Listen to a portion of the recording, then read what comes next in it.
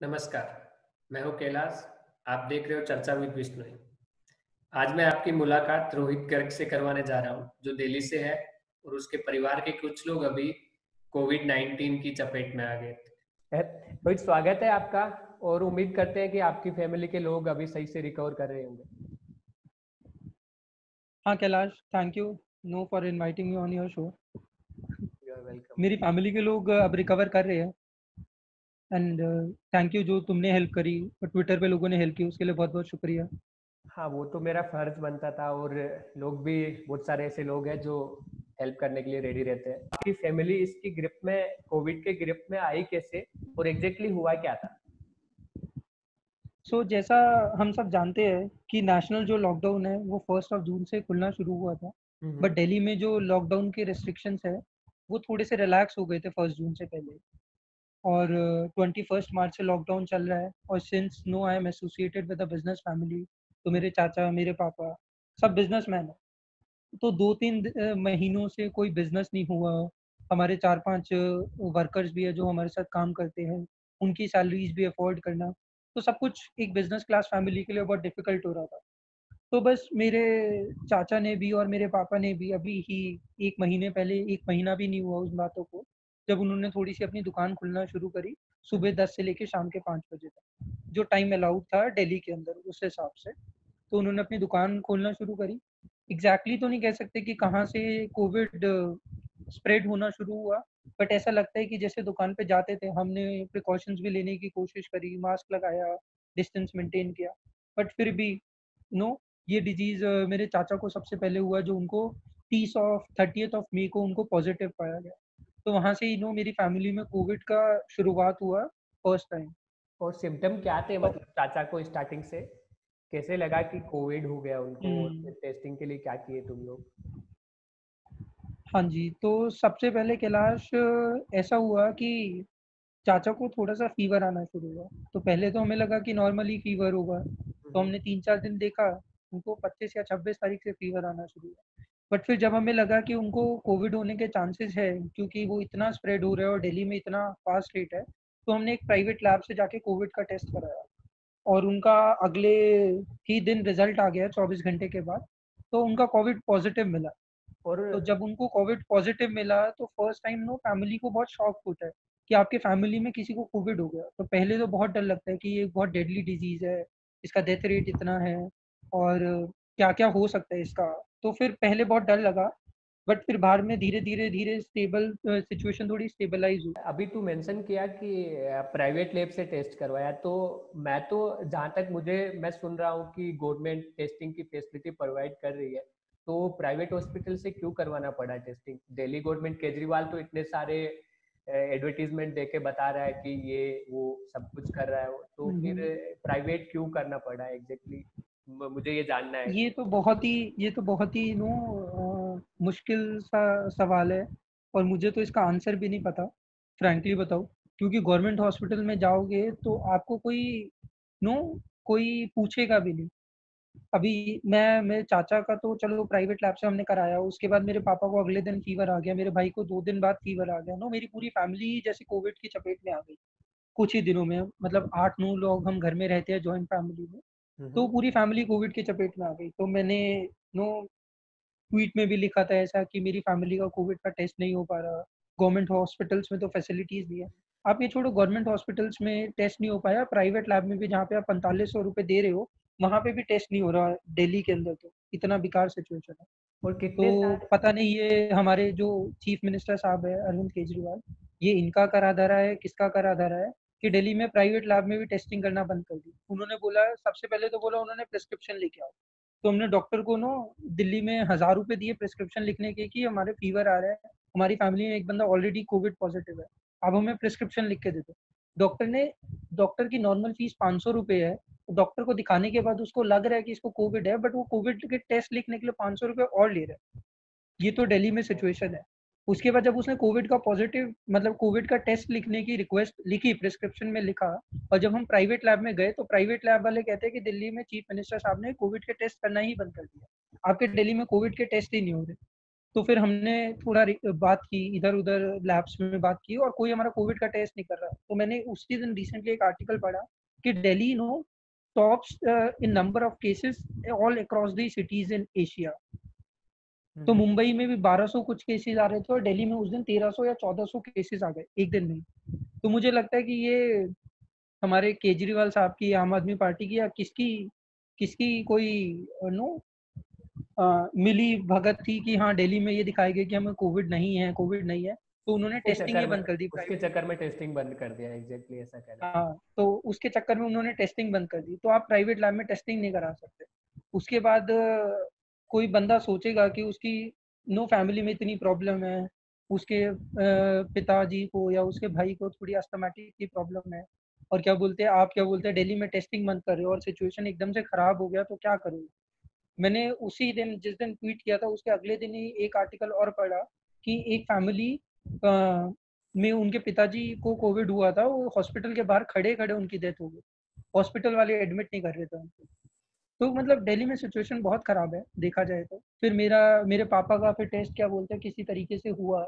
मेरा भाई क्या बोलते हैं गुड़गांव गया, गुड़गांव के हॉस्पिटल में जाके, मेदांता जो मेड सिटी है, वहां जाके वो टेस्ट कराया। और वहां पे वो वॉक इन टेस्ट कर रहे हैं, उनको कोई दिक्कत नहीं, उनको ना प्रिस्क्रिप्शन नहीं ना कुछ चाहिए।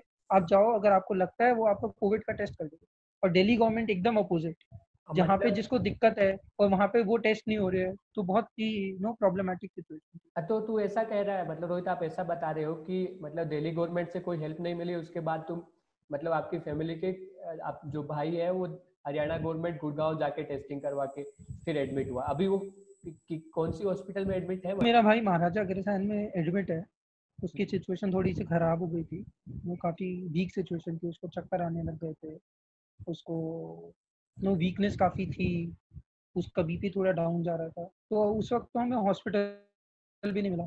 मैंने दिल्ली के प्राइवेट 100 हॉस्पिटल्स में कॉल करके पूछा, लोगों ने ये कितने एडमिट करने के लिए मना कर दिया। उन्होंने बोला कि 100 हॉस्पिटल? हमारे पास बेड नहीं है। और जो अरविंद केजरीवाल जी की ऐप है, उसमें हर एक हॉस्पिटल में बेड अवेलेबल दिखा रहा था, और हम कॉल करके पूछ रहे कि सर कोई बेड है, कोई बेड है। फिर कहीं से किसी महान पुरुष का रिप्लाई आया, उन्होंने मेरी हेल्प करी, उनकी कुछ जान पहचान थी, तो उन्होंने किसी हॉस्पिटल में एडमिट कराया मेरे भाई को। मतलब अभी ऐसा लग रहा है कि दिल्ली में अगर आपको कोविड टेस्ट करवाना है या फिर कोविड के ट्रीटमेंट के लिए हॉस्पिटलाइज होना है, तो किसी नेता के थ्रू या फिर किसी बड़े बंदे के थ्रू आपको बात करके जुगाड़ लगवा के ही आप हॉस्पिटल में एडमिट हो सकते हैं। मतलब मैं सिचुएशन। गवर्नमेंट हॉस्पिटल्स तो आप छोड़ ही दो, जो लोग क्या बोलते हैं फाइनेंशियली वीक है, उनके लिए तो छोड़ ही दो। अगर उनको कोविड हो गया तो they are no next to death, they don't have anything else to save their life. और जो फाइनेंशियली स्टेबल भी है, उनको भी उनके भी कम से कम कोई पॉलिटिकल कॉन्टैक्ट्स होने चाहिए एक हॉस्पिटल में बेड लेने के लिए। टेस्टिंग का तो मुझे लगता है कि थोड़ा सा खुल गया है, वापस टेस्ट होना शुरू हुए धीरे धीरे। बट अभी भी हॉस्पिटल्स की जो बेड की बात करें, उसकी व्यवस्था तो अभी भी बहुत खराब रोहित, है। तो आप आपके स्टेटमेंट से ये पता चल रहा है कि दिल्ली गवर्नमेंट सही से हेल्प नहीं कर पाई आपकी, तो फिर एग्जैक्टली हम्म। कैसे कैसे या कहाँ से हेल्प मिली आपको और कैसे हाँ एडमिट हाँ हुए कैलाश, हॉस्पिटल तो में? तो वही, जैसे कि दिल्ली गवर्नमेंट तो काफी असहायक थी, नो और क्षमता के against, they are not willing to help and they are not able to help. Hmm. तो फाइनली फिर जैसे ही मैंने ट्विटर पे ट्वीट डाला, तो अगले दिन मेरे पास कोविड इंडिया सेवा, जो @कोविड इंडिया सेवा है, वहां से राहुल जी का कॉल आया। हम्म। तो उन्होंने मुझे आश्वासन दिलाया कि शाम तक आपकी फैमिली में आपका टेस्ट भी करा देंगे, आपकी फैमिली में आपके पापा की तबीयत ज़्यादा खराब है, उनको एडमिट भी करा देंगे, हम सब कुछ करा देंगे। तो मैंने उनकी बात बोली और मैंने उनको थैंक यू बोला, और मैंने उनको ट्विटर पे थैंक्स भी लिखा, हेल्प करने के लिए, आपके कॉल के लिए। और फिर उनका क्या बोलते हैं, मतलब वो शाम आज तक आ रही है, 1 हफ्ता हो गया उस बात को, वो शाम आज तक नहीं आई। तो मतलब ये जो सरकारी गवर्नमेंट अथॉरिटीज़ है, इनका आश्वासन देना एक बात है, और आश्वासन के ऊपर अलंकृत नियमित रूप से उसको फॉलो करना एक डिफरेंट थिंग है। तो उसके बाद तो मैंने उनको काफ़ी क्रिटिसाइज़ भी किया, बट क्रिटिसाइज़ करने से क्या होता है, जब आपकी फैमिली में कोई बीमार हो, तो आपको सब कुछ समझ नहीं आता। तो फिर पता नहीं, एक 2 अच्छे लोग थे, एक धनराज बंसल जी थे, एक सुनील कपूर थे, उन दोनों ने ट्विटर पे मेरे को ट्वीट किया कि आप अपना नंबर भेजो, हम आपकी हेल्प करेंगे। और फिर धनराज बंसल जी ने मुझे किसी से कनेक्ट कराया जो डॉक्टर हर्षवर्धन जी के ऑफिस में काम करते हैं। उनका नाम राहुल आनंद है। तो उन्होंने मेरी हेल्प करी। उन्होंने मेरे पापा के लिए एक एलएनजीपी में बेड खाली कराया, बेड की व्यवस्था करी। उन्होंने मेरे फैमिली में हर एक मेंबर के टेस्ट के सैंपल लेने के लिए भी उन्होंने मेरे को आश्वासन दिलाया। तो फिर उन्होंने मेरी काफ़ी हेल्प करी।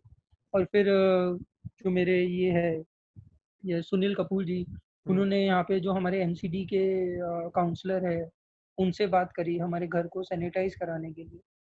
काफ़ी, तो मुझे अभी भी लगता है कि कुछ ना हो आपके पास, गवर्नमेंट अगर आपकी हेल्प ना कर रही हो, जो गवर्नमेंट बोलती है of the people, by the people and for the people, तो उसमें जो फॉर द पीपल वाला सेंटेंस है वो तो कम्प्लीटली मिसिंग है दिल्ली में। तो मुझे लगता है फिर भी आजकल अच्छे लोग हैं जो आपको आपको देखते हैं कि आप थोड़ी मुसीबत में और आपको हेल्प करने के लिए आगे आते हैं। तो मैं इन लोगों का शुक्रिया करना चाहता हूँ जिन्होंने उस क्रिटिकल टाइम पे मेरी हेल्प करी, मेरी फैमिली की हेल्प करी, ओके। है ना। और बस मैं इतना उनका धन्यवाद करना चाहता हूँ। उनकी उनकी मदद से थोड़ा घर को सैनिटाइज हुआ, फैमिली मेम्बर्स में टेस्ट हुए, पापा के लिए बेड अवेलेबल हुआ। शुक्र है पापा को उस वक्त बेड की ज़रूरत नहीं पड़ी। जब ज़रूरत थी तब किसी ने कॉल नहीं उठाया। उसके बाद फिर चीज़ें थोड़ी धीरे धीरे सॉर्ट हो गई। तो अभी देखा जाए तो अभी मेरे पापा काफ़ी अच्छे से रिकवर कर रहे हैं। उनको 14 दिन हो चुके हैं।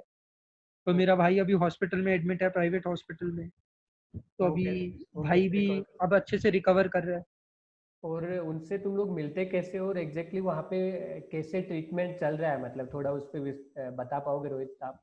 मिलने का तो ये है कि हॉस्पिटल्स में कोई अलाउड ही नहीं है। जो भी कोविड वाला वार्ड है तो आपको वहाँ पे मिलने दिया जाता नहीं है। तो बस अगर कोई सामान देना हो तो हम रिसेप्शन पे पकड़ा के आ जाते हैं, जो हमारे मेरे भाई तक पहुँच जाता है। या कोई भी कोविड पेशेंट, कोई भी फैमिली मेम्बर कोविड पेशेंट से मिल नहीं सकता।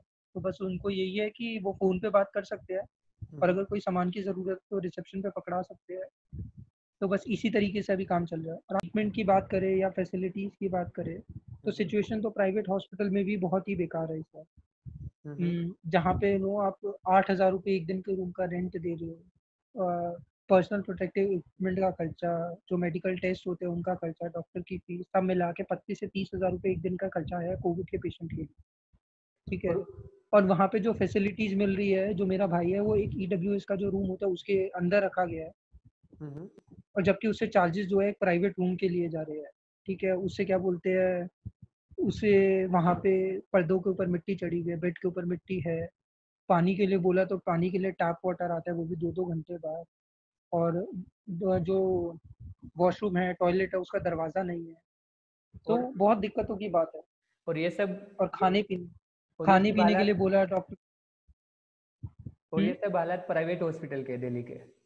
ये सब प्राइवेट हॉस्पिटल की हालत चल रही है कि वहाँ पे इतना ओवर क्राउड हो गया कि प्राइवेट हॉस्पिटल में पहली बात तो रूम नहीं है। और जो उनके पास पहले वाले कोई ऐसे स्टोर रूम पड़े थे, ईडब्ल्यूएस के रूम पड़े थे, उन्होंने सारे के सारे कोविड रूम्स के लिए कन्वर्ट कर दिया। बट कन्वर्ट करने के बाद भी उनके पास ना तो कोई स्टाफ है, ठीक है, ओके। और कन्वर्ट को भी अच्छे से कन्वर्ट नहीं किया। और they are still charging so many lumpsum fees from to patients. Next question आपसे मेरा ये रहेगा कि जब इलेक्शन हो रहे थे उस टाइम केजरीवाल सरकार की तरफ से बहुत सारी फ्री की फैसिलिटीज देने की चीजें बोली गई थी। और अब जिस तरह से कोविड की सिचुएशन आउट ऑफ कंट्रोल हो गई है दिल्ली में, तो अब दिल्ली वाले को किसी एंगल से रिग्रेट फील हो रहा है क्या कि गलत कर दिए हम लोग, या फिर हम गवर्नमेंट गलत सेलेक्ट किए, या वोटिंग करने का उस टाइम हमारा डिसीजन गलत था, या फिर कोई और गवर्नमेंट होती तो क्या लगता है कि सिचुएशन सही से टैकल कर सकती थी, जैसे कर्नाटका गवर्नमेंट ने सही से टैकल किया है सिचुएशन को? तो क्या लगता है दिल्ली में कोई और गवर्नमेंट रहती तो कर पाती? मुझे लगता है कि दिल्ली हमारी कंट्री की कैपिटल है। दिल्ली में वर्ल्ड के, एशिया के बेस्ट इंस्टीट्यूट्स है जो मेडिकल फैसिलिटीज प्रोवाइड करते हैं। और on the contrary, if you know look at the situation of Mumbai, जहाँ पे दिल्ली से डबल से ज़्यादा केसेस है, बट यहाँ पे ग्राउंड लेवल पे चीज़ें ज़्यादा अच्छे से मैनेज हो रही है। तो आप ये नहीं कह सकते कि दिल्ली में क्या बोलते हैं मेडिकल फैसिलिटीज़ नहीं है, मेडिकल इंस्टीट्यूट्स नहीं है। मेरे ख्याल से लगता है यहाँ पे कहीं ना कहीं ग्राउंड लेवल पे जो हमारी इनकेपेबिलिटी है गवर्नमेंट की, वो प्रॉब्लम क्रिएट कर रही है। दिल्ली की जो गवर्नमेंट बनी थी वो क्या बोलते हैं फ्री बिजली और फ्री पानी के नो मतदान की वजह से बनी थी। लोगों को 1 साल पहले 6 महीने पहले आपने फ्री पानी देना शुरू कर दिया। उनके इलेक्ट्रिसिटी बिल एकदम से 0 आना शुरू हो गए, तो लोग थोड़े से उत्तेजित हो गए, लोग थोड़े से खुश हो गए। गरीब इंसान को क्या चाहिए, थोड़ा-सा अगर उनको रिलीफ मिलता है उनके पर्सनल फाइनेंसेस के ऊपर, तो उनको थोड़ा-सा अच्छा लगता है, तो उस वक़्त तो उन्होंने वोट बटोर लिए। पर जहाँ क्रिटिकल और क्राइसिस की सिचुएशन आई, जहाँ पे दिल्ली के लोगों को असली में हेल्प चाहिए, जहाँ पे medical institutes, medical facilities crash कर रही है, आपको क्या बोलते हैं, तो आप क्या बोलते हैं, अपने आप को छुपा के बैठे हो। अगर आपसे कोई ट्विटर पे कुछ पूछता है, हेल्प माँगता है, तो आप कोई उस चीज़ का रिस्पॉन्स नहीं देते। आप एक दिल्ली में ऐप बना रहे हो जहाँ पे आप हॉस्पिटल का डेटा अपडेट करते हो, और हॉस्पिटल में जाके जब लोग बात करते हैं तो वहाँ पे हॉस्पिटल में बेड्स नहीं होते। दिल्ली में कितने सारे लोग हैं, कितने सारे पेरेंट्स हैं जिनकी डेथ हो चुकी है, वो हॉस्पिटल के बाहर खड़े-खड़े, एम्बुलेंस में खड़े-खड़े, और गवर्नमेंट हॉस्पिटल्स के अंदर इतनी बुरी हालत है कि पेशेंट्स को और लाश को एक साथ रखा था। तो मुझे लगता है कहीं न कहीं तो दिल्ली गवर्नमेंट की कहीं न कहीं बहुत बड़ी काबिलियत के ऊपर सवाल उठता है। कहीं न कहीं उनकी इनकैपेबिलिटी है इस चीज़ के अंदर, जो वो सिस्टम ब्रेक डाउन हो रहा है और वो मैनेज नहीं कर पा रहे ये मेडिकल सिस्टम को। और एग्जैक्टली और मतलब उनको एक्सपीरियंस्ड सीएम नहीं है वो चीज बोल सकते हो मतलब। पावर में आए हुए दूसरा सेशन है उनका, 5 साल से ऊपर हो गए। अब तो मतलब फिर तो अरविंद केजरीवाल के बुढ़ापे में हम एक्सपेक्ट कर सकते हैं कि वो कुछ अच्छा काम करेंगे। वो ट्विटर पे किसी एंटी गवर्नमेंट ट्वीट लिखने के अलावा मैंने तो देखा नहीं कि उन्होंने कुछ नो सिचुएशन जब क्रिटिकल हो तो कुछ बहुत अच्छा काम किया हो। नहीं, केजरीवाल जी का एक ट्वीट मैं भी देखा हूँ जिसमें कोई जर्नलिस्ट उनसे सैलून ओपन करने के लिए मांगती है, रेस्पॉन्स चाहिए, तो वो तुरंत रिप्लाई कर देते हैं। बट जब कोई दूसरा हेल्प चाहिए तो वहाँ पे उनको रिप्लाई देने में टाइम ही नहीं है। रोहित, लास्ट क्वेश्चन आपसे ये है कि मैं जनरली लोगों से देखा हूँ कि जब किसी को पॉजिटिव हो जाता है कोविड, तो वो फिर ओपनली आके बताना अवॉइड करते हैं और सोसाइटी को पता ना चले कि मुझे पॉजिटिव हुआ था। इन सब की चीज़ों में इन्वॉल्व होने से अवॉइड करता है। बट तू ओपनली आके ये सब कुछ बता रहा है, तो ये गट्स कहाँ से आए, और कुछ स्पेशल मैसेज देना चाहता है पब्लिक को कि तो भी बता सकते। नहीं, जैसे मेरी पूरी फैमिली लोग कोविड के चपेट में आ गई और मैंने खुद पर्सनल हैंड पे एक्सपीरियंस किया है। तो मुझे लगता है कि कोविड है तो एक खतरनाक बीमारी, जो कोमॉर्बिड लोग हैं उनके लिए बहुत खतरनाक है। बट अगर देखा जाए, अगर आप हेल्दी हो, आपका इम्यून सिस्टम अच्छा है, तो एक आपके लिए नॉर्मल फीवर जैसा है जो आपको आएगा और 14 दिन बाद चला जाएगा। तो मुझे लगता नहीं है कि इसको एक इशू बना के सोसाइटी में इसका स्टिग्मा क्रिएट करके, लोगों के बीच में एक डिफरेंशिएशन क्रिएट करके, जैसे छुआछूत टाइप क्रिएट करके, मुझे लगता नहीं इसका मुद्दा बनाना चाहिए। अगर आपको कोविड है तो आपको ओपनली आपको आके बताना चाहिए कि हाँ मुझे कोविड है, मुझे 14-15 दिनों के लिए अलग रखो, कि किसी और को ये संकट ना हो, किसी और को ये आगे स्प्रेड ना हो। तो ये बहुत इंपॉर्टेंट चीज़ है। और जहाँ तक मैं किसी को सजेशन देना चाहता हूँ, मैं कहता हूँ कि अगर आपको कोविड हो जाता है तो घबराने की ज़रूरत नहीं है। अगर आपको थोड़े से माइल्ड सिम्पटम्स आते हैं, बुखार आता है तो बुखार की दवाई ले लो, खांसी होती है तो खांसी की दवाई ले लो। अदरवाइज विटामिन सी और जिंक कोविड विटामिन डी, ये 2-3 टैबलेट्स है जो हर एक इंसान को खानी चाहिए इम्यूनिटी स्ट्रॉन्ग करने के लिए, क्योंकि कोविड का जो वायरस है आपकी इम्यूनिटी को ब्रेक करता है और फिर आपके ऑर्गन्स पे इफेक्ट करना शुरू करता है। तो अगर आपकी इम्यूनिटी स्ट्रॉन्ग है, आप ये सब कुछ खा पी रहे हो, तो आपको कोई दिक्कत नहीं है। साथ में जहाँ तक मैं ऐसे ब्लॉग देख रहा हूँ और डॉक्टर्स भी बोल रहे हैं, तो गर्म पानी हो गया, गार्गल्स हो गए, गर्म पानी से स्टीम हो गई, ये चीज़ वायरस को किल करने में हेल्प करता है और वायरस जल्दी किल हो जाता है। अभी मैंने देखा था कि छोटे-छोटे बच्चे हैं, जो 10 दिन के बच्चे हैं, 15 साल के बच्चे हैं, 18 साल के बच्चे हैं, वो कोविड से सिर्फ़ 7 दिन में, 8 दिन में लड़के बाहर भी आ गए। उनको रिकवर कोविड होके। हुआ, उनको ठीक भी हो गया 1 ही हफ्ते के अंदर। तो ये आपकी इम्यूनिटी के ऊपर डिपेंड करता है। कुछ-कुछ लोगों को 2-2 महीने तक भी चलता है। तो ये आपकी इम्यूनिटी के ऊपर डिपेंड करता है कि आप कितनी जल्दी उस चीज़ से रिकवर कर सकते हो। अगर आपको होता है तो घबराने की ज़रूरत नहीं है, come out in the public, ठीक है? Isolate yourself from family and from society for 14 to 17 days, और आप खाओ अच्छे से, प्रॉपर्ली खाओ, दिन में 3 बार खाओ, विटामिन्स लो, कैल्शियम लो, प्रोटीन्स लो, ये सब चीज़ इम्पोर्टेंट है। उसके बाद ठीक है, उसके बाद आप 14 से 15 दिन में ठीक हो जाओगे और वापस आप अपना काम या कुछ भी जॉइन कर सकते हो। ओके रोहित, बहुत बहुत धन्यवाद। आपने हमको ज्वाइन किया इस क्रिटिकल सिचुएशन के अंदर भी टाइम निकाल के आप हमको ज्वाइन किया। बहुत बहुत धन्यवाद, आपका आभार। और हुँ, हुँ। भगवान से यही दुआ करेंगे कि आपकी फैमिली के लोग जल्दी से जल्दी रिकवर हो और फिर से अपने बिजनेस पे और अपने अपने परिवार की अच्छे से टेक केयर कर सके, इसी उम्मीद। जरूर Kailash, thank you for inviting me to your show as well. Okay, मुझे अच्छा लगा अपने विचार बता के लोगों को। और अगर किसी को इससे बेनिफिट मिलता है या किसी को किसी चीज़ से हेल्प चाहिए तो आप ज़रूर कमेंट करें। और अगर कोई भी क्वेश्चन है आप मुझसे पर्सनली भी पूछ सकते हैं, मुझे कोई इशू नहीं होगा। Thank you Kailash.